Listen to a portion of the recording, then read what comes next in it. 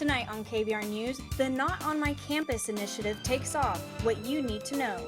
And controversy regarding the removal of the UT statue. You're watching KVR News, Austin's leader for live, local UT coverage. Broadcasting live from the Texas Student Television Studios at the University of Texas. You're watching KVR News at 9, Austin's leader for live, local UT coverage. Your news starts right now.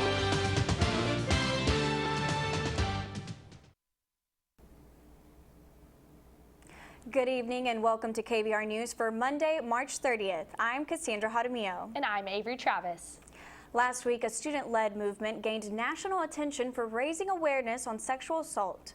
The Not on My Campus UT organization gathered 1,400 signatures on a petition to take a stand against sexual violence. Several on social media posted pictures with the phrase "Not on My Campus" written on their hands. Students have supported the movement by taking to Instagram and posting their photos of support. Even President Bill Powers wrote the words on his hand in support last week. Though the organization has gained a lot of momentum online, the founders say they plan on doing much more on the 40 acres. According to the National Institute of Justice, more than 90% of sexual assault cases on college campuses were not reported to police. Now, an organization called Not on My Campus wants to help victims break the silence. We're trying to accomplish two things with Not on My Campus. Number one, we're trying to provide resources to potential victims and the victims.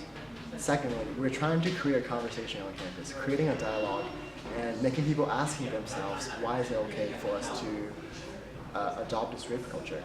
Former president of Interfraternity Council, Edwin Chen, is working with Ellen Kokenauer, who is in Panhellenic Council. Together, they worked to get recognized by student government last week, and they say the feedback on the campaign has been positive.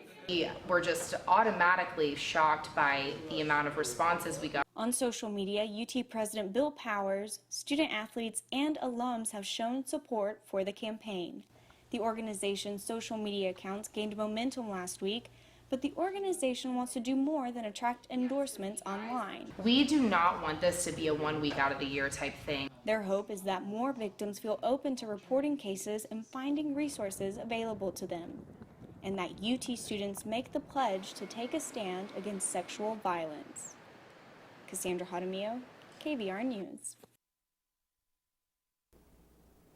Wednesday night, the Interfraternity Council held their second general meeting where they introduced a new code of conduct. Specific language on cultural awareness was a major proponent of the new code of conduct, stating, "We will exhibit cultural sensitivity and respect all cultures, races, ethnicities, and religions." This will hopefully change the standards of future events held. Greg Fenves, the current vice president and provost of the university, is the sole finalist to be the next UT president. The regents voted 5-3 in the executive session Friday morning. The board must wait 21 days before officially hiring Fenves. According to Chancellor William McRaven, Fenves was one of the finest candidates in the selection process. Members of the Student Government General Assembly voted Tuesday to approve a resolution calling for the removal of the Jefferson Davis statue. The resolution states that it is insensitive to display a statue of the President of the Confederacy.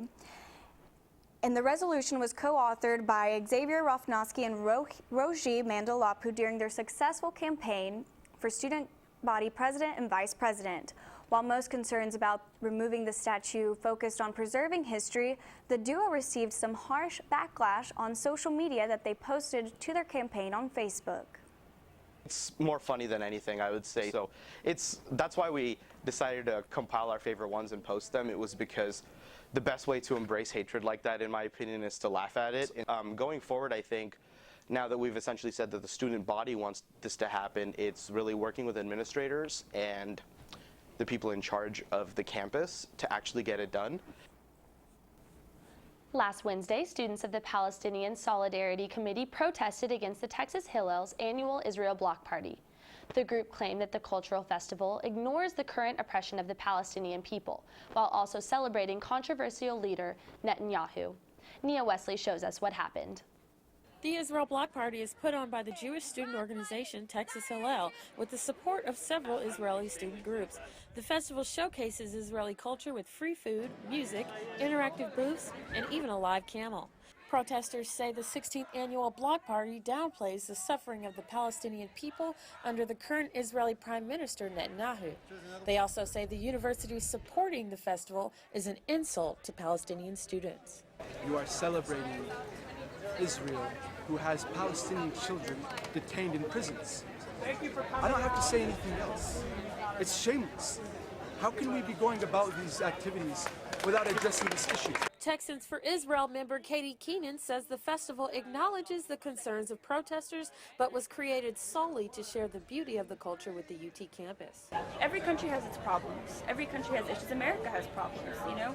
So we're not ignoring that. We're just saying, you know what, we acknowledge those problems, we acknowledge those issues. Let's talk about it. Let's see how we can work together to improve them. But the major purpose of this whole thing is not to focus on the negative, but the positive. So we think there should be Israel here and Palestine here, both free and both democratic. Controversial protests are nothing new on the UT campus. In fact, many of them have gained national attention. We spoke with a staff member of the UT Campus Climate Report team who encourages students that feel ignored to carry on with protesting constructively. When it comes to just organizations on campus, that there's an importance of being respectful of the climate. And so, you know, while you may see it as one thing, you know, it's also important for you to consider how it may affect other people. The Palestinian Student Organization says they plan their protests every year against the Israel Bloc Party, but this year tensions run considerably high considering the current strife between the two nations.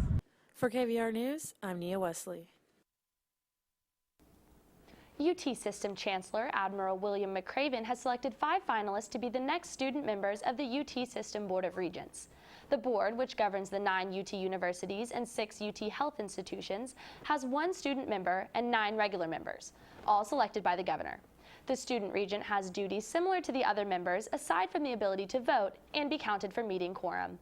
Governor Greg Abbott will make the final decision on the student regent, who will take office June 1st. This year's finalists are Justin Drake of UT Medical Branch at Galveston, Russell Hannigan of UT Dallas, Erica Long of UT Arlington, Laura Santabanez of UT Health Science Center Houston, and Jefferson Schilder of UT San Antonio.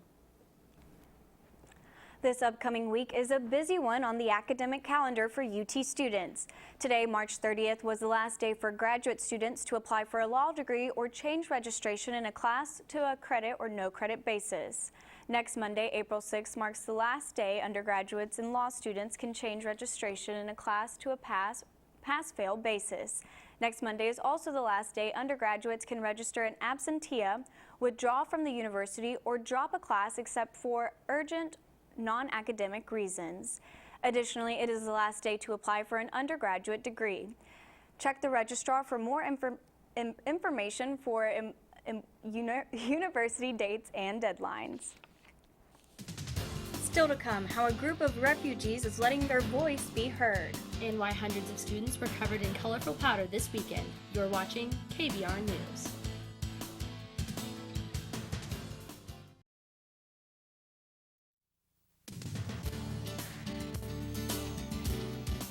You're watching KVR News at 9. Your campus, your news.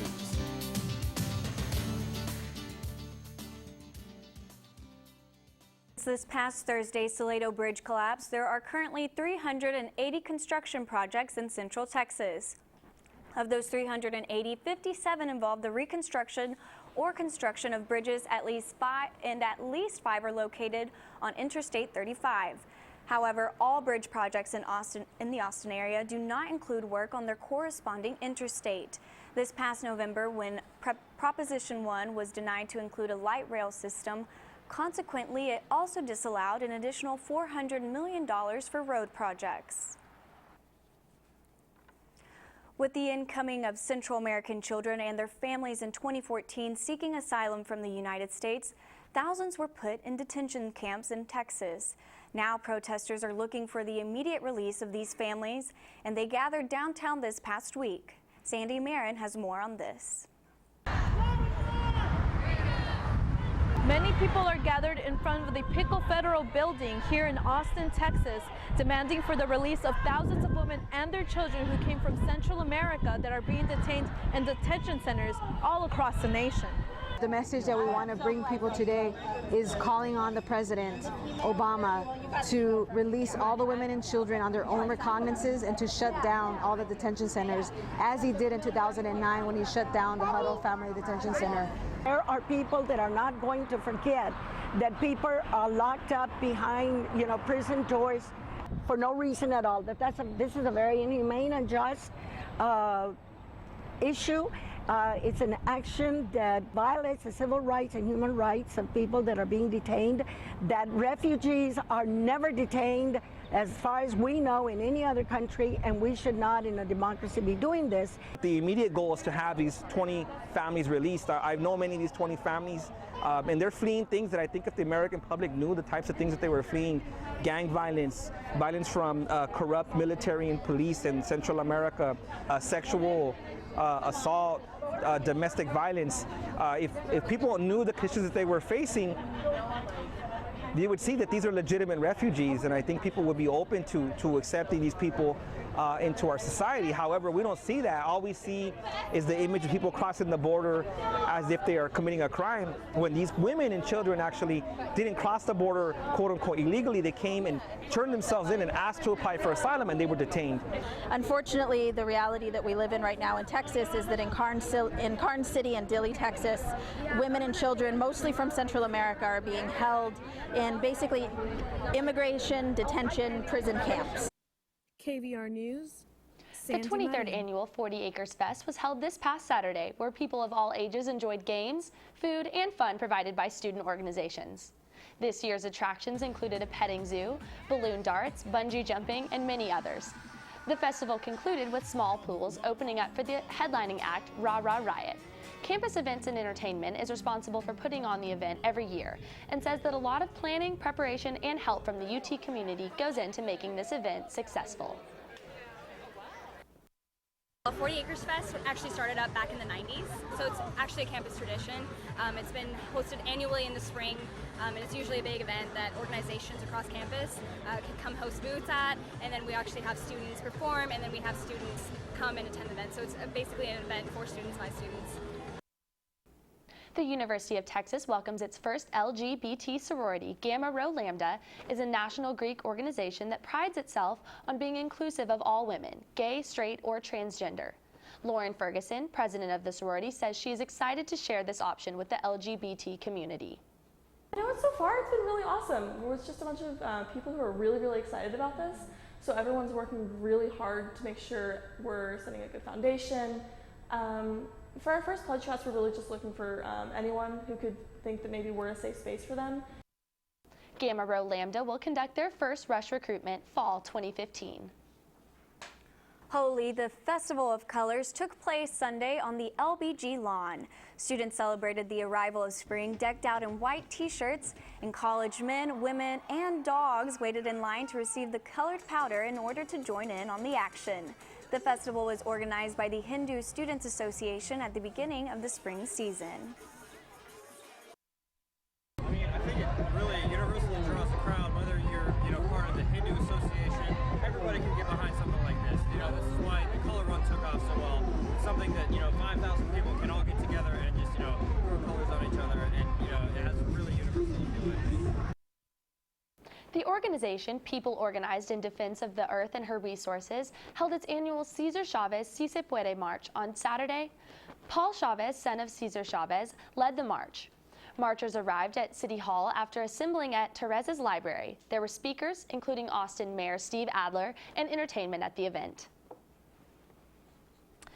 By bringing together students and technology experts on the Houston Tillotson campus, an Austin Black Thought leadership group, Movement 50, hopes to spark students' interest in technology.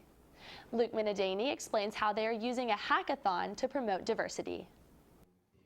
New coders and experts are coming together to tackle social issues through apps. I think there's a whole set of problems that the world is experiencing right now, and the people that are experiencing them don't have a way to translate them into technology. But that's what the organization hopes to change. They want to increase diversity in the tech field by exposing students to new tools and opportunities. You're not socialized as a young African-American male to like come into a space, lead the space, and then guide the space in that you want it to go.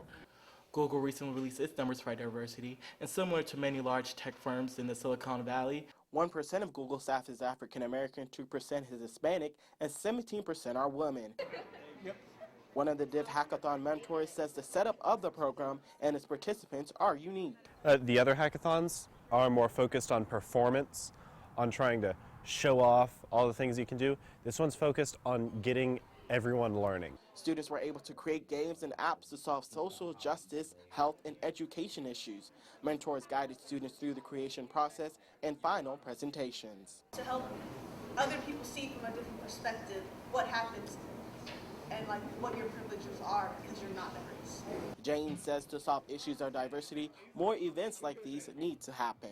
This is a great example of the type of venue to encourage kids that are at the high school level and at the early college level that they can be part of this industry and that they can solve these problems and they can be part of the technology space. Luke Minadani, KVR News. We have seen some beautiful sunny skies this past week. It's been perfect, not too hot or not too cold. Our RJ Rayos is live in the studio with this week's weather. RJ, should we keep our shorts out? We had a beautiful weekend with nice spring temps. I'm here to tell you that those days may sadly come to an end. I'll have more on the forecast when we come back.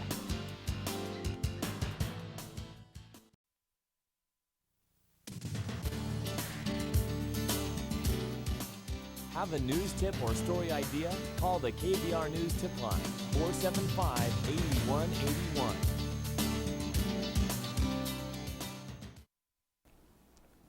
Welcome back to KVR News. I hope you were able to get out and enjoy the sunshine over the weekend because we have some cloudy days ahead and slight chances of rain throughout the week.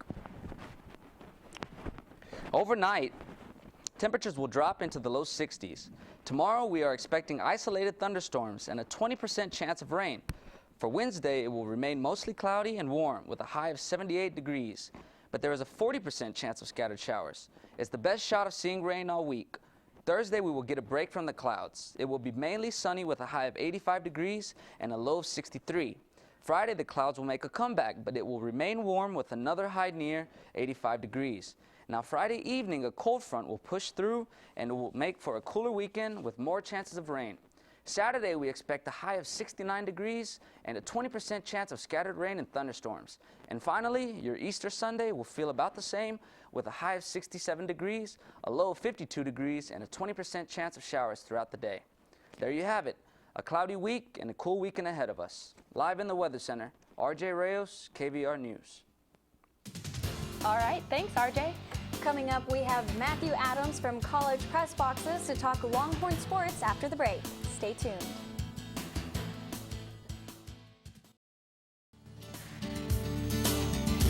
Now, KVR News at 9 Sports.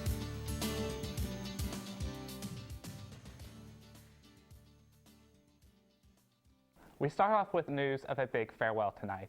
A tenure of 17 years for basketball coach Rick Barnes, as announced on Saturday, is gone.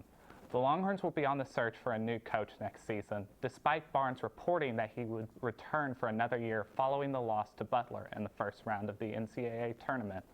Barnes leaves a legacy of 402 wins, 3 Big 12 regular season titles, and 16 NCAA tournament berths behind him at Texas. According to ESPN, the University of Tennessee and Barnes are in negotiations. A national search for the new Texas coach has begun, with Greg Marshall of Wichita State and Shaka Smart of VCU as the frontrunners. All right, thanks, Matthew. And our Cinnamon Cornell is live in the studio with your entertainment news. Cinnamon, what's on deck? A recap of the iHeartRadio Music Awards. Fans pay their respects to a South Texas icon and a ban of selfie sticks. I'll have more on this after the break.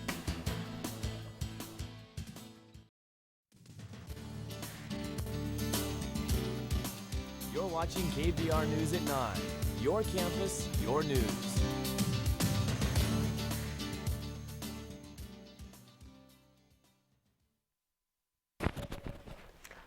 Welcome back to KVR News. The second annual iHeartRadio Music Awards aired live last night from Los Angeles. It was a night that belonged to Taylor Swift. The blonde beauty took home 3 awards, including Song of the Year for Shake It Off and the coveted Artist of the Year award. During her acceptance speech for Best Lyrics, she clarified the line of blank space that everyone seemed to mishear.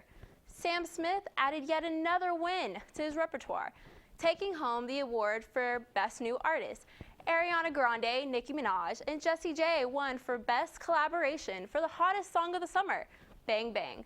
And Take Me to Church by Hozier received Best Alternative Rock Song. JT was honored with the Innovator Award and quoted both Steve Jobs and Teddy Roosevelt in his acceptance speech. The award show was stocked with performances, including the teams of Madonna and Taylor Swift, Jennifer Hudson and Iggy Azalea, Nick Jonas, Jason Derulo, Kelly Clarkson, and Rihanna.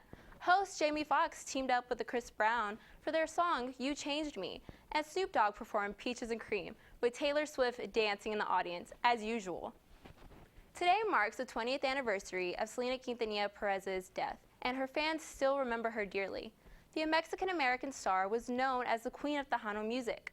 Her life and career abruptly ended when the president of her fan club, Yolanda Saldivar, shot her.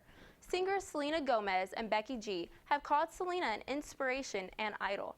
Even host from daytime talk show The Real, Adrienne Bailon, performed a tribute to even though the former Cheetah Girls star has not stepped on stage in years.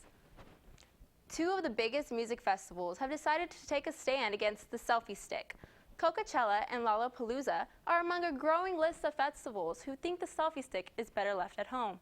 Both festival websites have updated their FAQ pages, with Coachella banning the sticks as well as the narcissists who use them. Ouch! Lollapalooza not only banned the sticks, but also popular recreational camera, the GoPro. It's not just music venues banning the selfie stick. Historic landmarks such as France's Palace of Versailles and Rome's Colosseum have also adopted this policy. That's all for your entertainment news tonight. Back to you guys. Thanks, Cinnamon, and thank you for joining us tonight. I'm Cassandra Jaramillo. And I'm Avery Travis. For news and weather updates throughout the week, you can follow us on Twitter at KVR News. Stay tuned for College Press Box up next on Texas Student Television. Have a great night.